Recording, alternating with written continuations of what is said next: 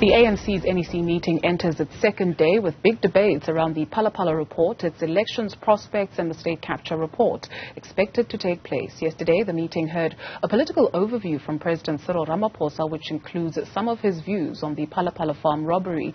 The meeting had already been hit by the leak of a draft Integirty report, which raises serious concerns about the factions in the organization. Govan Whittles is in Nasrec, and he joins us now to give us the very latest in terms of what it is that we're seeing and hearing. About an hour ago, Govan, delegates were making their way through the conference venue. Yeah, the meeting is underway already. We said earlier that there were still a number of speakers due to give their input on the political overview. Can confirm at this point that the former President Thabo Mbeki is in the meeting once again this morning. He joined yesterday afternoon and he arrived earlier this morning via convoy being dropped off, expected to take part in that discussion on the political overview. We are also in a position to confirm that the President is facing calls to step aside and that he's being questioned thoroughly on his role in the Phala Phala farm robbery.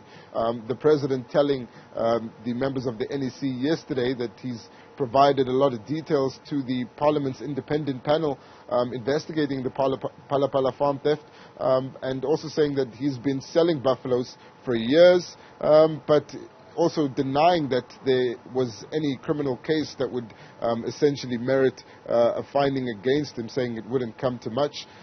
But we're also in a position to confirm that some of the people that have been leading the so-called attack on the President, questioning him on why there was money in his house hidden in furniture, have included the presidential candidate in Nkosazana Dlamini Zuma. She's a minister in his cabinet, and some of the other people questioning the President are known to be the KZN Secretary, Mr. Mtolo. And then we know that there's been some fervent defense of the President coming from his allies. At least one we've been able to confirm, the Minister in the Presidency, Mondli Kungubele, rising to his defense. It's not over by a long shot. Questions are what kind of inputs will be made by the former President Thabo Mbeki sitting in on the meeting. He's expected to raise his opinions this morning. Earlier we saw a number of leaders coming in, among them Lindiwe Sisulu also hasn't raised her voice on this matter yet. But it does look like there are a number of ANC NEC members ready to defend the President, while the attacks on him are getting stronger. This, of course, being the last NEC meeting of the year, and the report from the Integrity Commission expected to be discussed as the last item towards the end of the day. Another issue which is dominating here is what the ANC's plan will be for the implementation of the state capture report. And that plan expected to be tabled this afternoon by Jeff Khadebe, who led the panel on the implementation of the recommendations from the Zondo report.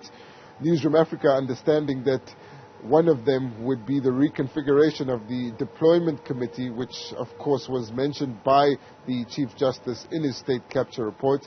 Talks at the moment of reconfiguring that into a selection committee where candidates are required to present their credentials and suitability for the position that's being advertised, and forming some sort of basis in merit for anyone being deployed by that committee, strengthening its powers, so to speak. So those are some of the key outcomes that we've been able to gauge from the members of the NEC that are in this meeting again, but looks like today will be even tenser than yesterday, which was described as a meeting where the factions essentially were at each other's throats and didn't hold back in their criticism of one another.